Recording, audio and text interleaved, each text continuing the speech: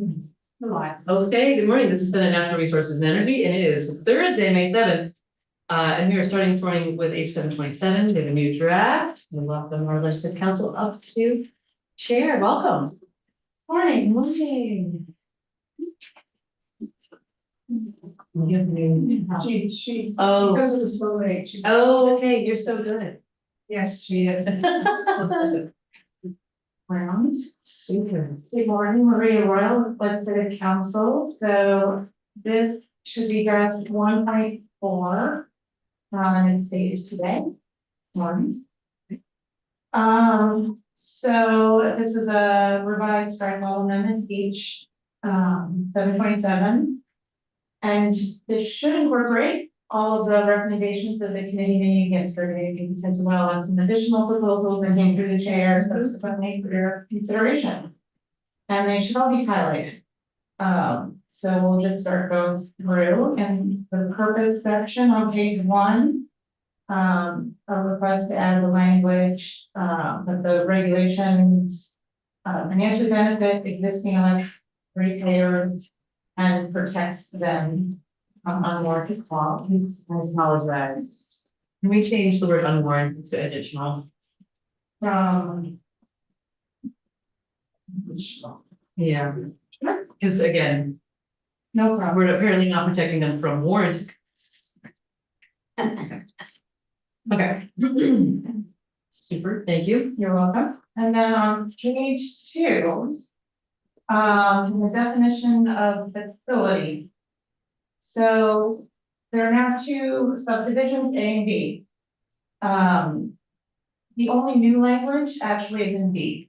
And reordered the sentence just to make it easier, a little bit more concise. But the first part, the ownership and control, that's identical to what was in there. It's just the location of the site or site you can move to the end. And so what you had in the original draft was located on a single site or on contiguous or adjacent sites. And the proposal here is to add or multiple non-adjacent sites that function as a single integrated operation by virtue of shared infrastructure, interconnected utilities, or unified operational protocols under a central management system. No, this is, I recognize, new, and it gives me an opportunity to highlight. So we did get some testimony from a fellow who has actually been involved in the data center world. I don't think he's an owner of a data center currently, but I guess he has been. And so we got written testimony from him. It's fascinating. It's really great written testimony. So highly recommend Jacob Smith. And one of the things that he mentioned was this possibility that, could as data centers build out, they could get to 20 megawatts through additions. And so, we don't, we want to look at that in totality rather than like just the addition. So that's what this is intended to capture. So we got that testimony late yesterday, so I passed that along. So thank you. Just wanted to let folks know where that came from. Okay. So And then, if there's problems with that, okay. let me know. And you changed the 10 to 20 after the time. I hope I did. Yeah, we did. Yeah, we Okay, did. Sorry, I should have highlighted that. No, it's okay. Yeah, thank you. I'm sure other people and. Yeah, that's great. So then page 4. Subdivision 8, these are contract requirements. The chair just wanted me to note that you may be hearing a proposal to add some additional language. So this is that the terms specify that the data center is designated as the primary load for curtailment during grid emergencies. And I believe Oh, there's, sorry, this is page 4, line 4. yeah, those terms. Yes, so it's okay. Since we're here, wondering if I can just hop over to Shana. If you wouldn't mind introducing yourself for the record and just tell us about your thoughts on item 8. Sure. Yeah, I'm Shana Loisel from Power Company. When we reviewed the updated draft yesterday, this provision caught our eye, and we had some initial concerns in terms of one, having legislation give direction to grid operators when they're receiving emergency calls from ISO New England. It's really important that we are following the regional national protocols of how curtailment and or load shedding should happen, and providing enough flexibility for our grid operators to exercise at their discretion, given that they're in the room and they're seeing the system in real time. From a utility perspective, we would actually like to see this provision taken out, just given that there are already existing reliability regulations provided by FERC, NERC, and ISO New England that Belco as a transmission operator, they're federally regulated, we're required to follow. I understand that the intent of the language is to just kind of build up the protection for ratepayers, and being that if the committee felt very strongly about meeting this provision, we did submit draft language, proposed language that would essentially remove Belco from any conflict that we would be in from a federal standpoint. So Belco operates under the Federal Energy Regulatory Commission's open access transmission tariff.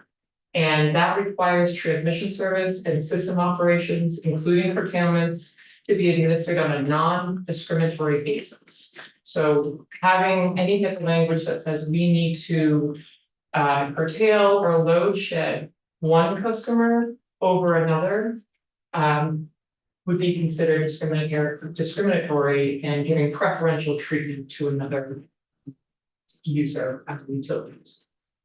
So the language that's been submitted essentially is asking, and I did print out, Jude printed out a few copies for the candidates to take a look at them. Thank you. Thank you. Okay, one. And essentially this is saying, specify that the data center is designated, and then we would add by the electric company as a primary load for curtailment during grid emergencies. And what that does is the definition in this bill of electric company defines an electric company as a retail service provider.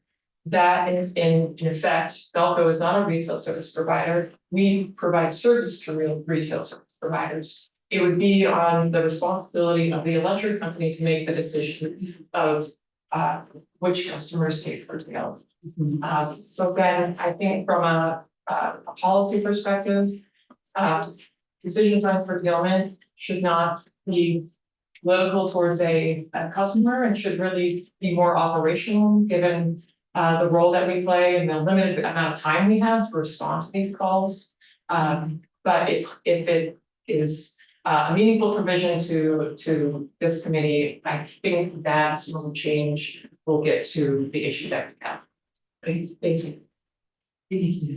And just checking with Jesse. Candace, we're gonna be on power, results and stuff. Okay, great. I think we should incorporate that. There's no objections.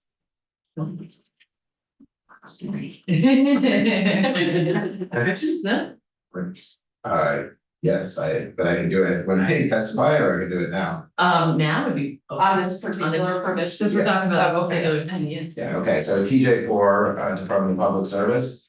So, one, I appreciate what Belco just said about the utilities having their requirements set federally, nationally, and set standards. And I had reviewed the proposed language. I think it is better than the original language, but I also think it is effectively meaningless in that utilities are responding to a call to load shed, and they are gonna, it's very situational, and they are gonna respond to ensure the reliability of the grid. And I don't think that this provision actually will would functionally do anything. I conceptually, like I having data centers be like first one off, like that concept makes sense, right? But I think functionally that what will happen is that the utility will say, we need to shut this circuit or this circuit, or, hey, this circuit has a data center and a hospital. We're not gonna shut that off, right? So I just, I think it's meaningless, and I think it starts to inject the legislature into kind of day-to-day reliability decisions, which I don't feel is appropriate. So I suggest removing the provision in its entirety. Senator Williams. So the provision in the bill is you recommend to take it out of that?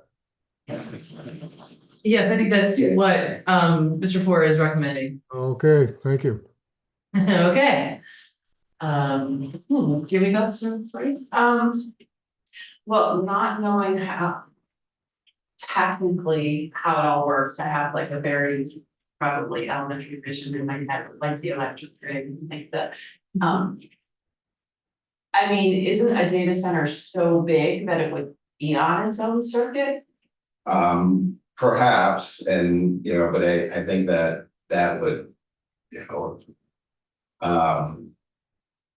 we could be talking about a collection of circuits, for instance, and I do think, there's likely to be,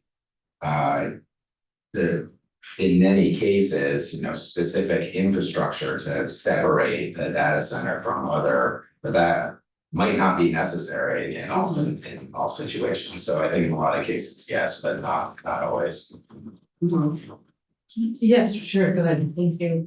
I also think it's important to recognize, like, this is an emerging industry. And we don't have all the answers in terms of how it would impact customers, but we are seeing that more industries are shifting, critical service industries like 911.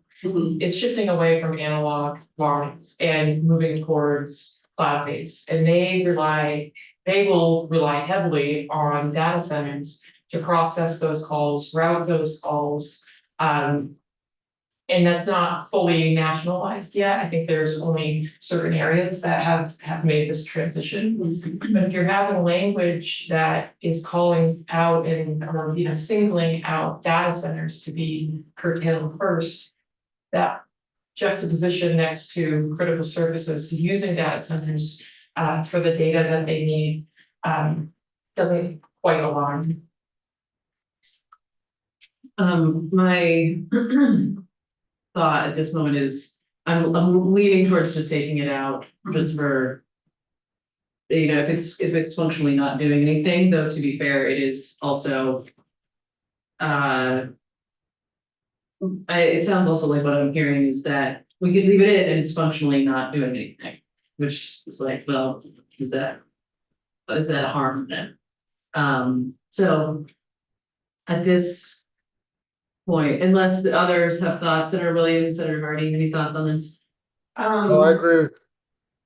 If we don't need to weigh in on it, let's not weigh in on Yeah, Senator Hardy? I'm just thinking out loud because this person is there a way, and maybe this already happens, but a way to flip it so that it's the product, and maybe this already happens, so flip it so that to be clear about what the priority is, the priority is in an emergency is the emergency services and regular ratepayers over a data center, but I don't know how to phrase that. Yeah. I mean, when there's a grid issue, I would assume that like your priority is to keep the hospital going. And how does that work? I'll take that one. So, yeah, in a grid emergency, Belco would be receiving a call from the region saying Vermont needs to shed this amount of X amount of power in a moment and for a certain amount of time. And then Belco calls the distribution utilities with control rooms, including Green Mountain Power, electric co-op, Burns Electric, and maybe one or two of the smaller municipalities, and then we would move to execute the plans that we do have in place already that would determine, like depending on how we would cycle through our customers if we do, we've identified those circuits that have hospitals or other emergency services so that they are excluded from that. And then would move it to like a rolling phase so that no one is carrying all of the impact, right? We're cycling through at that point in time. So I do think I appreciate the discussion. We're fine either way in terms of if there's language in or not. I think that our goal had been that we don't want anything that's going to step in the way of those plans, but also it's not like we would like I said, whatever passes or whatever new customers come online, we're constantly evaluating those plans, right? And so would implement something in that space. So I think that we also share Velco's concern about having too much direction in that because we do want to be able to just manage the grid whatever way we can safely in that kind of a moment and not get too caught up in sort of how it's being dictated in this space. But anyway, I guess I just more about it. don't want it to be a situation where a data center is like, hey, we're the biggest customer, you gotta take care of us first. And, oh, we're gonna have like 0.0% of our data center operation be 911, just so we can claim that we're a priority, even though most of what they're doing is like. Yeah. So I, you know what I mean, there's ways that they're gonna.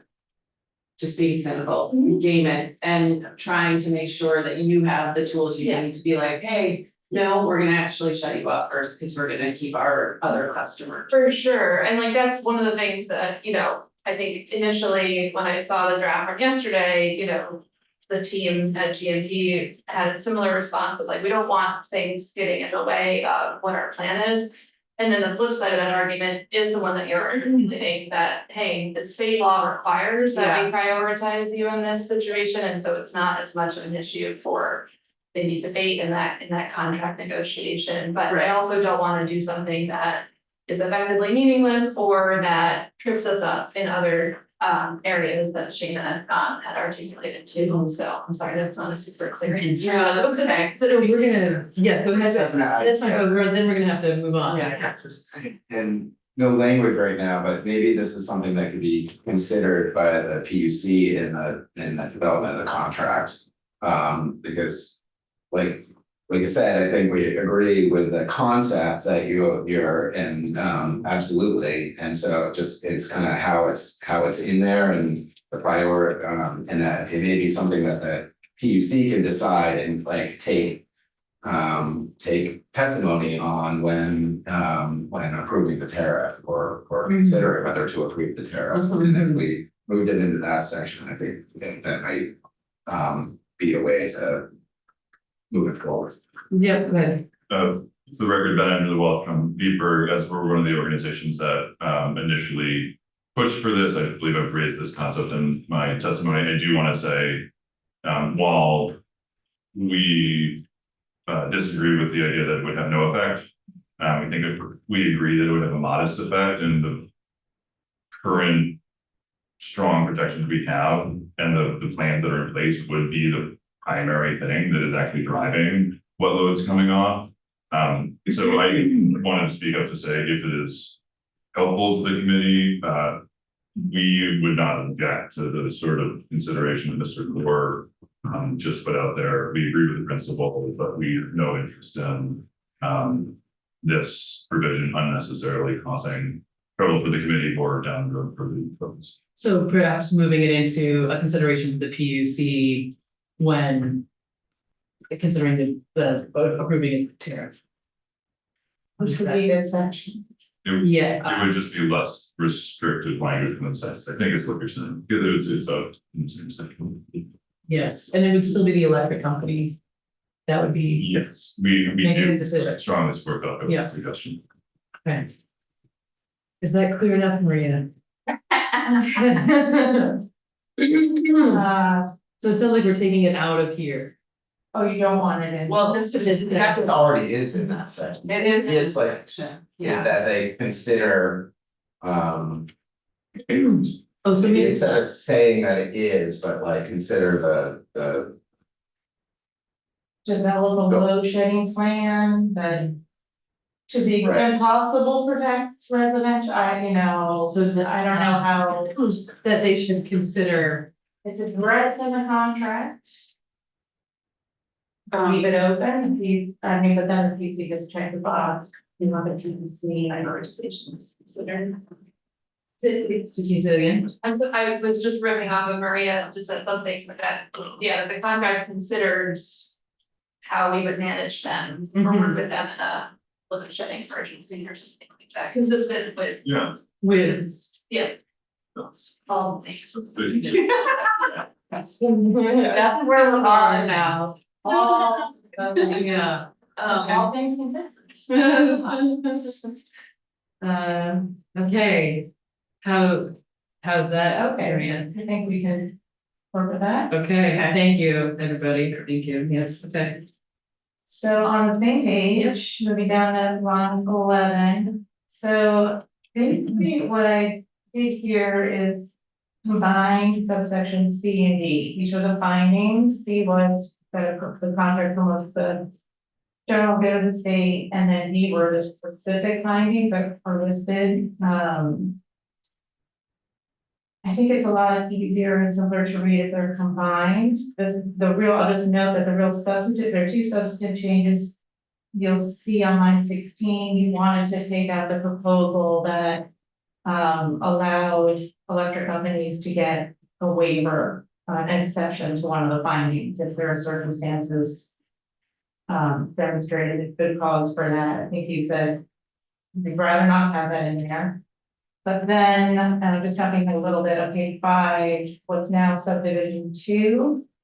I think there was a request that the commission's findings under this subsection shall be in writing and shall include a stated rationale for each.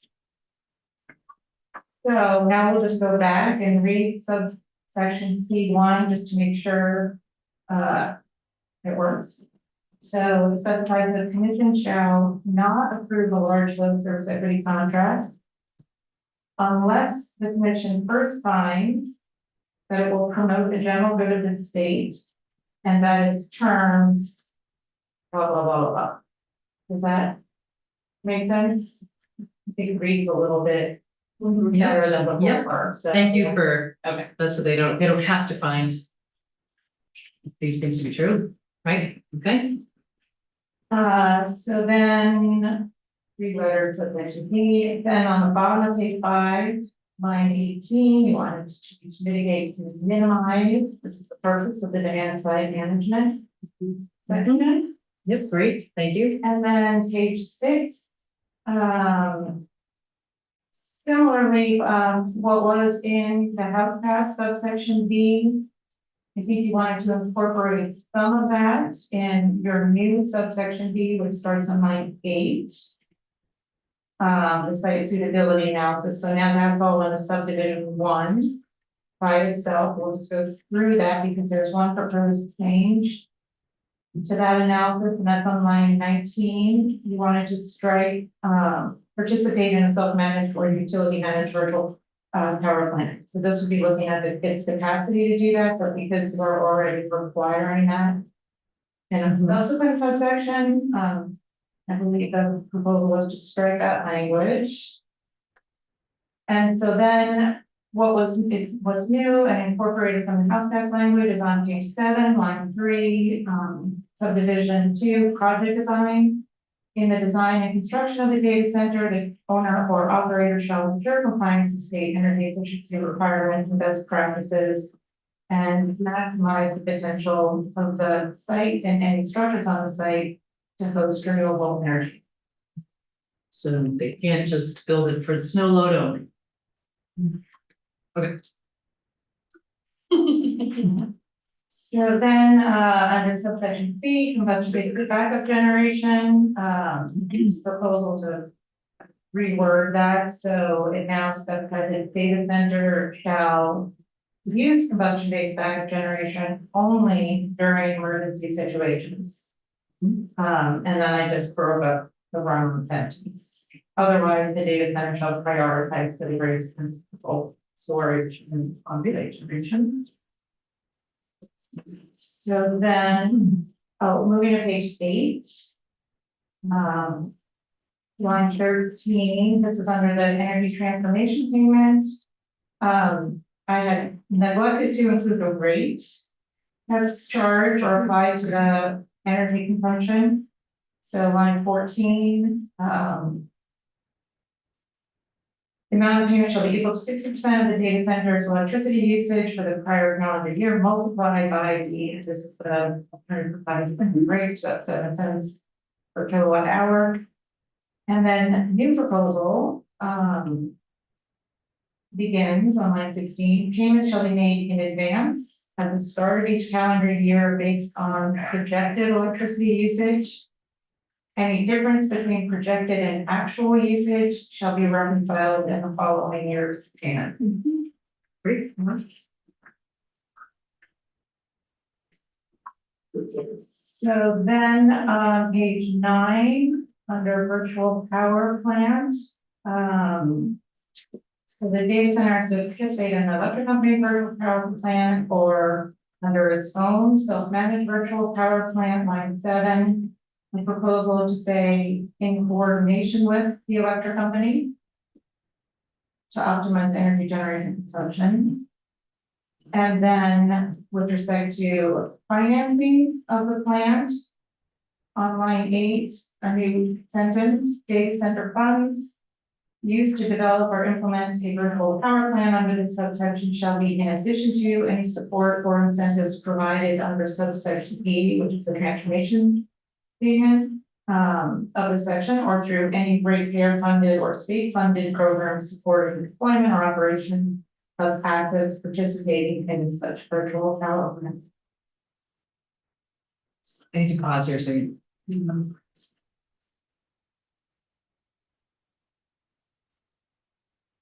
I ask? Yes. I have written down here, add Ben's suggestion, and I don't remember what that is, so. I think this might, well, go ahead. I can speak to that. So I threw out language verbally yesterday, and after some back and forth, this is what came out of that. As I understood, our suggestion, as I understood the committee's interest, was making sure that a requirement for a virtual power plant, support for a virtual power plant by a data center, wasn't just them taking credit for other work that was happening anyway.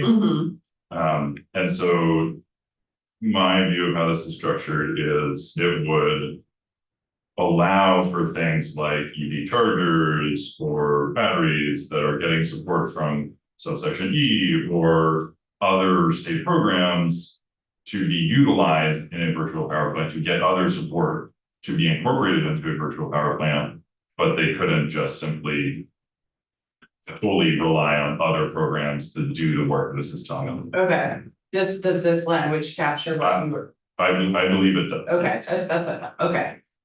Thank you. So you have no further suggestions based on this? Though we might talk, well, we have a suggestion around energy transformation. No, Not at this time, but on this section, okay, we're good with this section, we have Thumbs up. no further comments. okay. Okay, so continuing on page 9, minor change lines 15 and 16, replacing rooftop solar with renewable energy generation. Thank you. Then page 10, under the report section. You wanted to specify, so the first, here's the line 4, this is in with respect to the quarterly reports submitted by the data centers, Department of Public Service. It specifies the reports are subject to public inspection and copying under the Public Records Act. However, upon petition of a data center, the PUC may redact information it determines is exempt from public inspection copying. When those public records. So this would include trade secrets, financial, and everything will be sensitive information, you know, lots of exceptions. I'm thinking about the kind of information that would normally be redacted anyway. I'm not sure why that would necessarily end up in a contract like this, but I'm wondering like if it was the kind of information that normally gets redacted via our normal processes, is that not, you know, they have to ask for that too? Do you know what I'm saying? I think it would apply anyway. Yeah, I think Okay, this that is- it's saying that the reports will be unredacted unless they request that the PUC Yeah. redact things, and then the PUC may redact them. Gotcha. if Oh, they- okay. So Gotcha, if they're okay. saying we want you to redact everything, the PUC can be like, no, No. we're gonna just redact your CEO's phone number or something, I don't know. Right. Well, that's the kind of thing, like if for whatever reason, like the CEO's phone number was in here. Would they have to petition to get that redacted, or would that just get? So it's a good question. So I think in general, most of these reports would be considered public records and would be subject Okay. to public disclosure. Mhm. Unless the company said we would like you to redact, we think it falls under one of these. I don't know how many exceptions there are in public records, so that would happen without this language. I Okay. think this is just ensuring, The additional. absolutely, this is the legislative intent. Mhm. And specifying, you know, that the PUC will make the determinations. Okay, happy to leave it. think Just it wanted to make sure covers- it's clear. You have something to add? Yeah. Yeah, so, I maybe this is for after, but I checked with our attorneys in the department and they suggested, referencing, 30 VSA 202E C1 as a guide, and I just wanted to throw that out there and I can connect afterwards, but I think the idea is that all the information should be able to be viewed by the PUC and the department with appropriate non-disclosure agreements, right? So that they can't redact stuff and not let us see it, right? And then What is 30 VSA? it is, I believe you may go That's explain it. open section by the department. Right, I believe so, yeah. Oh, to make sure that you got the Right, department gets so that yeah. we can actually see the unredacted, Mhm. I think it's like daily peak loads in particular was like. Yeah, okay. In the legislation that. You know, might be something that would be pretty useful and it also would help us ensure that the provisions of the. Service, large load service contract are actually being met and Well, I mean, I think that's helpful, I definitely want the PSD to be able to see the stuff, but I mean, my intent was that these reports should be public. Yeah. And period, and that if, you know, the addition of this. Understood that there might be a few things that need to be redacted, but I don't want this provision to be used to redact. The entire Neither do contract. we. Yeah, I no, we want want it to be everything to public. be as public as possible. Yeah, But recognizing that businesses may have something that is sensitive and there should just be an option for the PUC to decide what is sensitive. Would you, I'm just wondering if, maybe under B. Yeah, this is a department's annual report, but it also includes language that says, that basically refers to that statute, it says all of the data centers. Data is subject to inspection by the department to the extent relevant to your regulatory oversight, something like that. I just wondered if it's a separate section, it's not just this report, it might be other information. All the data that's provided. I don't know, I'm just wondering, Well, B is a report from us, I think, to, right, but in preparing. oh, right, in for preparing You it. have access. Yes, yeah, that could help also. I mean, if it's okay, I would love to just actually have you, Jim Porter at our office, actually connect with you on this to see which is the best. You know, I think that, and just to be clear, the intent is as much public as possible. yeah, And really, it's only when there's been a case where the findings that say, yes, there is reason to have this one line be competitive, you know, redacted, that's when it be redacted. That also is fine. I'm actually also wondering if it makes sense to include in this section a sentence about the intent. That the intent is to make this as open to the public as possible, and et cetera. I think that the language does. Okay, If I- okay. Right, I think so. I think there might be additional language for the department to review information that's not in this report that might be relevant. Put on there, sure. Yeah, Irrespective of any confidentiality. that's okay with me, and whether that belongs right here or in the Somewhere. lead up to a report, anyway, it's fine. Um, And it's happy to have, if you all want. Okay. So then under the bottom of page 10, under the department's annual reports, new language, changing faculty significant. Sort of describes significant developments within the region. Such as significant laws and regulations with respect to data centers enacted or adopted in other states in the region, known data center construction in the region. And any known impact on ratepayers from such construction in that state or region. Would you like to comment on that? I just thank you for modifying that language. I think it provides the additional specificity that you all were looking for, but without us, doing a ton of modeling and, tracking down every small regulation change ever made. So I think that's good. Thank you. Okay. We're gonna piecemeal get to all your tests. Yeah, right. So then on page 11, this is just the definition of development for Act 250, just a very minor change, having the word on. So construction on tracts of land, including on land within the tier 1, so I think that's. So I'm gonna skip over the water provisions, it's. Yeah. This one is real labor. Mhm. And I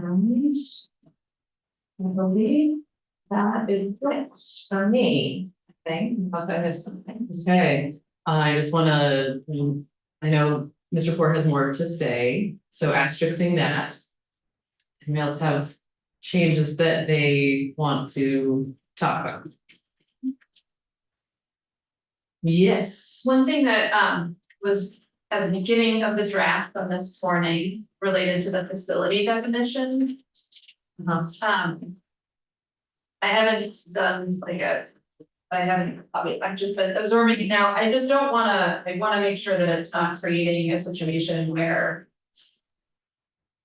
there is something that's already out there that's been existing being served. I don't think that there would be right now, given what we know on our system, but that you're suddenly tripping into having to have a brand new contract with an existing customer that might already be served in one space, but then is adding load somewhere else that may or may not need directly the data center load. It feels like it could capture. I understand the intent of if there's multiple things sort of nearby or being operated in the same way, that we should look at them as one, but it feels like it could be a little. Well, if you look at it in conjunction with the effective date language on page 18. Yeah. Cause I think the effective date language is supposed to get at that. It does not apply to a data center operational on the effective date unless they're expanding in their capacity that meets the threshold. Yes. Yeah, just get on that. I can imagine, I certainly understand the intent is to stop an entity from coming in and building a bunch of 5 megawatt facilities. I also think the language gets constructed in a way that leave open the possibility of not in the ferry sector having multiple sites across the same utility territory, because it's an or and not an and in the definition of facility. And because of that additional language about shared infrastructure with interconnected utilities for unified operational protocols. I think there's a way to get to the intent that you're trying to accomplish here without. While also precluding scenario that people work out. Is there? you don't have anything at the moment that would solve it. And Um, I think you might be able to strike the middle portion of that from beginning of the word by. And then you have the word protocol, so simply read multiple non-adjacent sites that function as a single integrated operation under a central management system.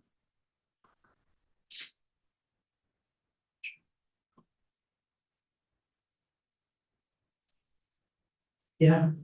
But if that, you think that would solve it for, I think potentially, I just want, like, it feels like just by the nature of multiple things being on the same utility, like, I don't know if that is really capturing like the impact that this bill is trying to address, so I do think limiting it, like Dylan said, to be things that are maybe operating mhm, in tandem or together under a central system feels more like at the goals of this bill, they didn't impact on the grid. mhm, Instead of just because they happen to be placed in the same utility. mhm.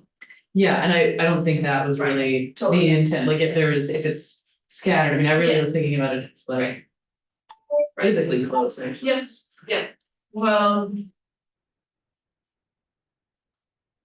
I mean, wondering if just striking interconnected utilities gets at it, yeah, because the unified operational protocols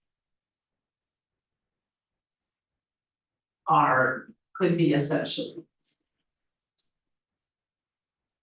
I'm not sure what we may fall under that scope of unified operation protocols. It could be that they are looking at their system as one Mhm. system across multiple sites. The real impact, there is a cumulative impact of large load users, which I think you see the negative effect of in other states with different regulatory frameworks that we think protected under the status quo and House bill. You're providing some additional belts and suspenders here. But really part of why that threshold of 20 megawatts and the definition as it's currently constructed is getting at, one large user coming on in specific location. When you start looking at like more of a statewide view of what 20 megawatts might look like across the entire state of Vermont, it becomes just it's not necessarily a problem, but I think they'll really trying to solve for. Well, I guess I would push back on that a little, Dylan, because we're trying to solve for multiple things. Some of it relates to electric usage. And some of it relates to land use. And water use. And so if we have,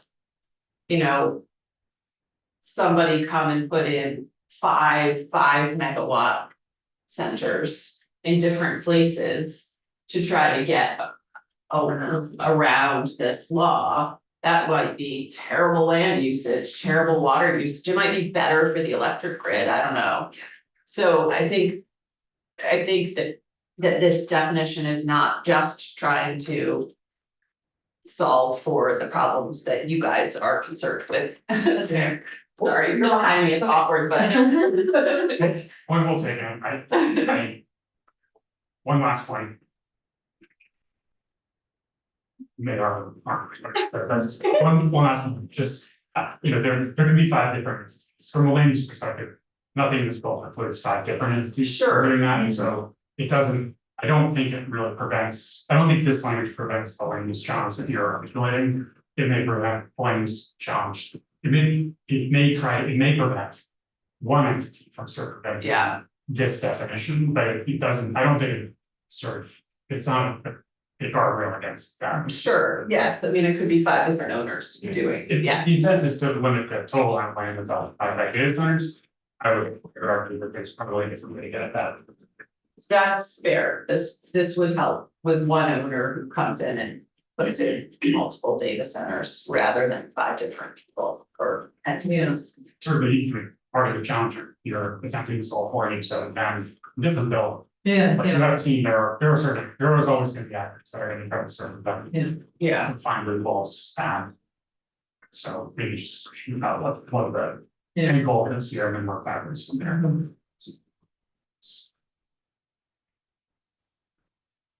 So does. We need to move on. Yeah. So what do we wanna do with this? Does this?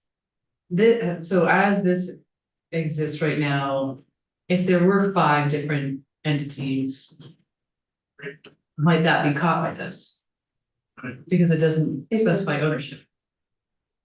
This does specify. It does, okay. Yeah, so they have to be owned or operated by the same person. Oh, okay. Or Oh, by there it the is. person that controls or is controlled by or. So the Okay. same owner.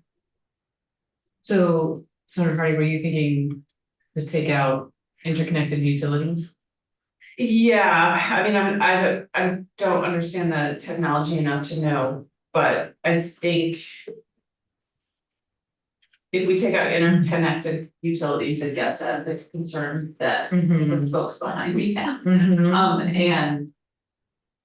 But I mean, Dylan's point is a good one, that you can still have 5 different owners who come in in a coordinated effort. or Yeah. something, or a non-coordinated effort, who knows, but. Yeah, I just think that most. Yeah, I mean, we're not gonna be able to solve for all of the yeah. things, so. Well, let's take out interconnected utilities. And I'm wondering about the unified operational protocols. The shared infrastructure. In my mind is. At least my thought was that's like roads and poles. Yeah, which. Yes, it's like a physical. Sort of proximity, I suppose, but, Generation, yeah, so you need just the. you know. But let's just leave it at that. Let's just take out interconnected utilities. And if there's more. Concern, like, concern is welcome. So, Until tomorrow. yeah. Yeah, and then nobody has concern. Exactly. Can't be mad tomorrow. I'm more concerned. Okay. Okay, anything else on this for now? Okay, and we're gonna move briefly to Mr. Moore. He's going to. Yes, go ahead. Thank you so much, Maria. You're welcome. Yay. And then we're gonna switch topics. Again, TJ Ford, Department of Public Service. Thank you for the opportunity to say a few words here. That's still kind of gets towards the finish line. I'm gonna go quickly. We addressed some of my testimony already. I do want to take a step back and just remind folks that data centers with appropriate guardrails aren't only a risk, but they can be an opportunity for Vermont. So we want to set appropriate guardrails forward, and that's Speaker Shaw testified to that, I think, on Friday, and I think we've been saying that in our House testimony as well. Vermont's protections for ratepayers are already really strong, but I think this bill goes a long way to improving those. We are the primary author of the large load service equity constructs to move that forward and improve those guardrails and make a lot of that explicit. I want to call out 2 things that really appreciate that you all have improved in Senate Natural here is the language of virtual power plants. I think that it was our intention, and we testified towards that. It was implied, I think, but it is much better with it being explicit. And so I thank you for that. The ability of which like the data center to be able to flex and be flexible will really increase overall grid utilization and be good for Vermont. And then I also appreciate the addition of the language that hasn't been talked about a lot, I think, or community benefits that I think Mr. Walsh and Rick Walsh and others originally proposed. I think that is really good that have that in there. I actually had hoped it would be even stronger, but I understand some of the barriers around that. I don't know, avoid kind of a refusal of an entity to actually enter into a community benefits agreement, but actually having that as part of the consideration is a really good thing. And I hope we can continue to improve that going forward. It's really consistent with our environmental justice law that was passed a few years ago. And so I want to start with commending you on that. And There you go. all right. Wait, now. I'm done. now- I'm done.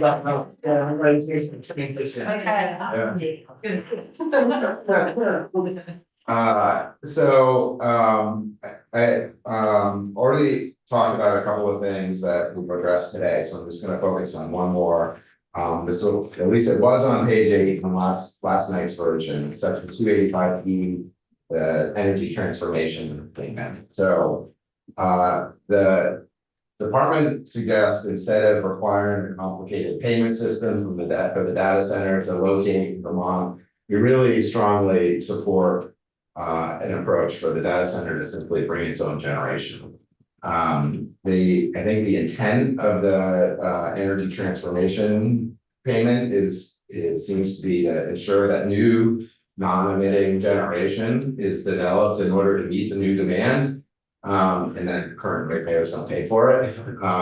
And so, but a bring your own generation objective is clearer and a better way to meet that objective.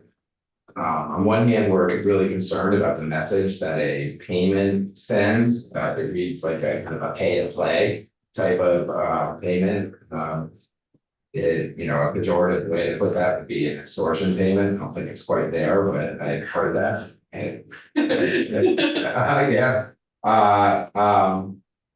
I do think, other provisions of the large load service equity contract get very close to effectively requiring bring your own generation, in particular, ensuring other ratepayer classes are insulated from all costs, including expenses for new generation, which then includes new capacity and resource adequacy costs. The way to meet that is to bring your own generation, but to make it explicit and avoid this energy transformation payment that would be ideal.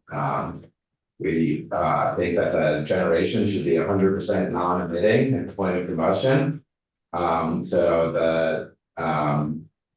again, so I think 100% new clean energy requirement for a data center that meets the renewable energy standard. So we think that actually will go much further and faster than a payment that is managed by the utility, right? If a data center comes in and just makes a payment, the utility uses that payment in X amount of time to, actually try and reduce greenhouse gas emissions. They bring a generation in order to connect, that's actually going to be a lot faster to get to that clean energy.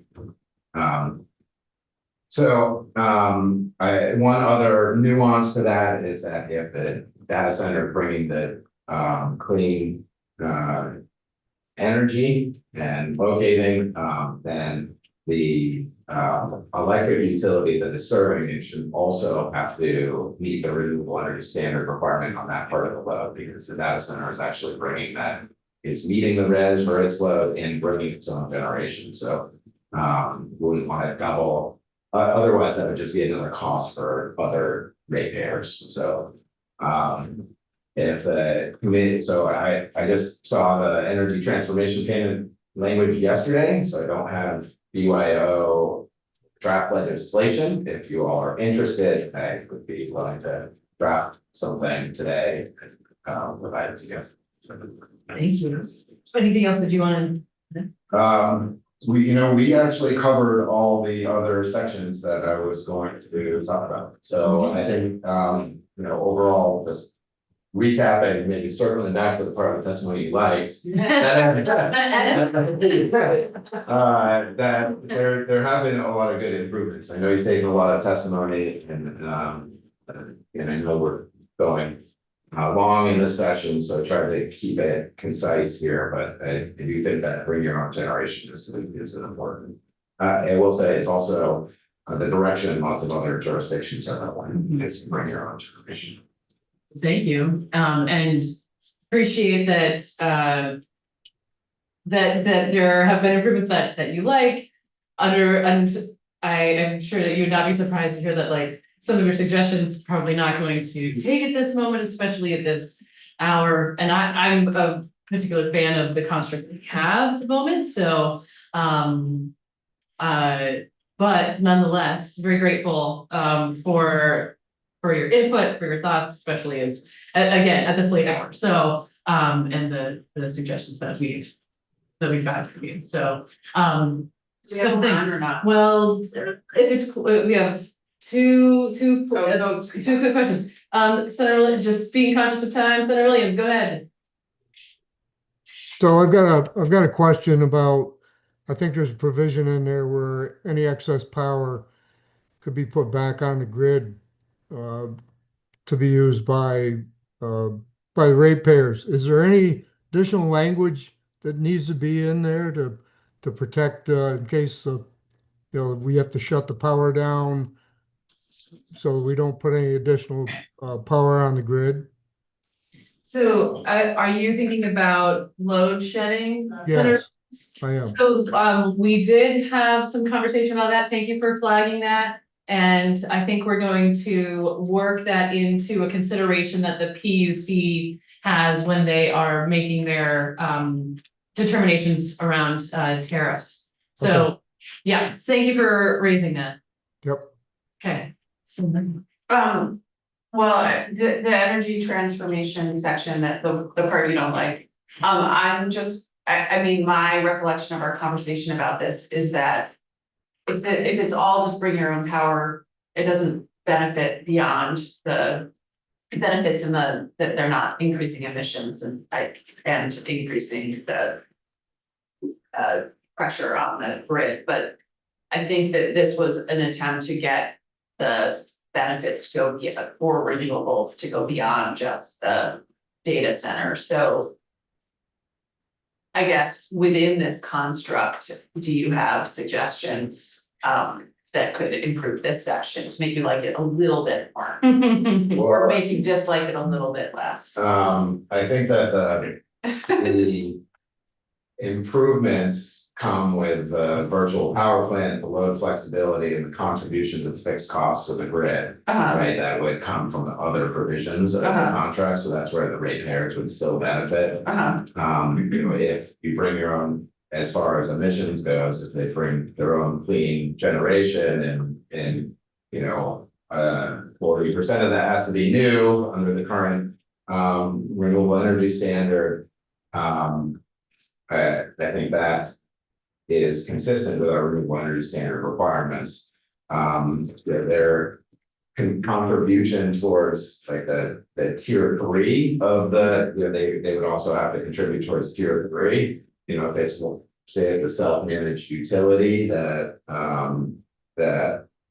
may only have a certain amount of fossil reducing mechanisms in its facility, then a payment for in lieu of doing something on its own property, that kind of thing makes sense to me, right? So that they still are meeting the intent of tier 3. And so I'm trying to find a thread, Senator Hardy, that could be good, but I do think that there's, that in that situation, they could still contribute to reducing fossil fuels elsewhere in Vermont through the tier 3 mechanism, but I think most of that is already embedded in the tier 3 statute. Okay, well, it might just have to be a continuing conversation, we need to see how this works. okay, great, thank you so much. Appreciate it. Okay, and just again, looking around the room, oh, actually, there is one other thing that I neglected, and Maria, I'm glad you're still here. There was some testimony that was submitted about something that we did not talk about just now, was minimum contract length. Right. Yes, and I did, because I had thrown out 6 years as a possible, but there's a draft that that was submitted to us in written testimony, which does seem like it could be at least instructive. Okay. Do you, So in terms of before and after 2024. Before 2024, there were quite a few that had 5-year. Or the average was 5 years, was a minimum contract length, and then after 2024, the average is almost 11 years. I don't know if we wanna do anything with that. six of them had 15 years. Yeah.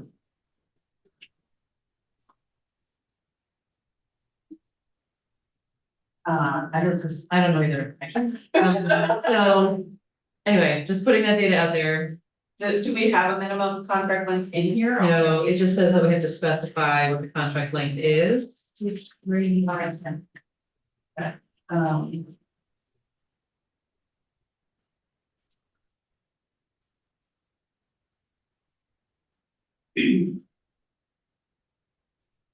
We could do 10 years, one have. We can do anything. Can I? Yes. So I'm Adam McGurry, I'm an attorney with Conservation Law Foundation. I've looked at this pretty extensively. 10 years is a rough, good approximation. There are also mechanisms you can put to say like have a 2-year check-in period. So every 2 years, the parties can come before the PUC to see what the demand forecasts are, what the price, what price looks like. We are seeing, right, dramatic shifts in price right now. So you can have like a sort of mandated look back provision if the parties. Is that really our lane, Chair Watson? Is that our lane, did you say? Yes. Yes, Yeah, I think we could, especially with a provision in here that's already addressing contract length, we could say 10 years and then require 2-year check-ins. Yeah. Yeah. I think the concern, Senator, is that we don't want them to abandon ship and leave a big, huge building and all this infrastructure and Yeah. stuff, and then just fail. Yes, Sorry, I'm sure this is related to the stranded cost provision in the law, but does the stranded cost provision just cover that no matter the length? Like, at least for the electric sector, it's in the electric one, you may be talking about more of the land use pieces, Yeah. so. But for the electric side, In current law, no, well, in the bill, and Yeah. where in the bill? so we do have stranded, it's in the large. Oh. Services that you contract, I believe. but that doesn't help with the environmental. Why did it be initially planned? Right, yeah, okay. Make sure they Mhm. I mean, I think we could just say, specify the duration of. The contract with, there'll be a minimum of 10 years, and then provisions about a check back. Yeah, I don't know if we need to specify every 2 years, that seems pretty frequent, Mhm. but maybe that the contract has to talk about when, The how frequency. they're gonna check back. mhm. I agree. Okay, great, Cool. thank you, so we'll add that as well. Okay, super, with that, we are going to, take a quick break, thank you so much, so we'll see a new draft, I think we just got you on our agenda for tomorrow. Chair We'll get Watson, this out tomorrow. are you going back to the same bill after the break? We are, so later, so we only have, Michael Grady today from Okay. 10 to 11, so we're gonna revisit this bill again sometime between 10 and 11. I'm hoping we can revisit the sound issue with these data centers. I mean, perhaps we can talk about it then. Okay, Okay, sounds great. thank you. Thank you. And so we are going to, let's take a 2-minute break. TJ, can I check it? Yeah.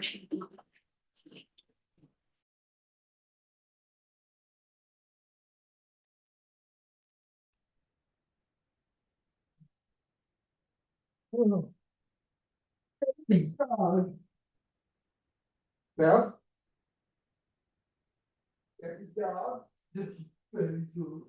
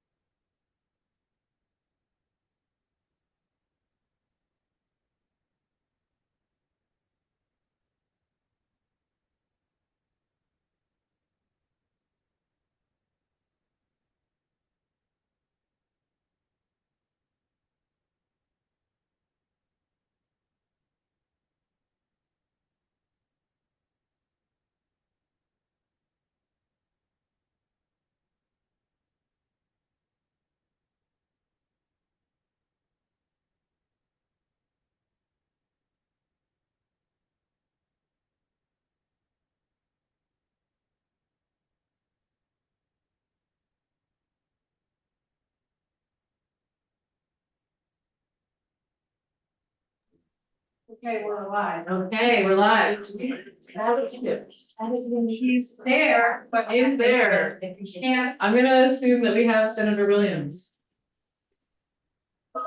Hello. Terry, are you there? Hello? Yeah, yes. I'm here. Okay, great. Super. You don't need to get wrong if you don't want to. I just wanted to make sure that if we're Yep, we have a quorum. great, we do have a quorum. Okay, so we are very briefly going to talk about H 710. Because of the particular language thing. And then we're gonna move right along to talk briefly about 740. And then we're probably gonna wait again. So like, it's like a hurry up and wait day. Okay, so I'm gonna turn it over to our legislative council. Welcome. Huzzah. Ellen Jakowski, Office of Legislative Counsel. So on H 710, you still just have draft 1.1. The PUC did raise that at the top of page 2. There is the first exemption, definition of plant, which is facilities that are for individual net metering and self-consumption.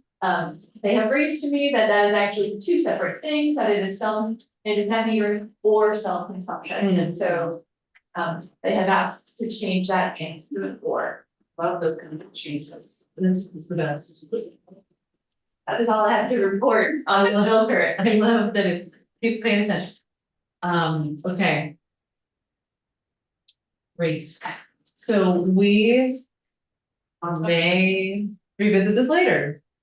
Later, That's meeting. a good question. Next, Well, next session. One hypothesis. One hypothesis is that we may have more members joining us later today. So we can see about it then. Another, so.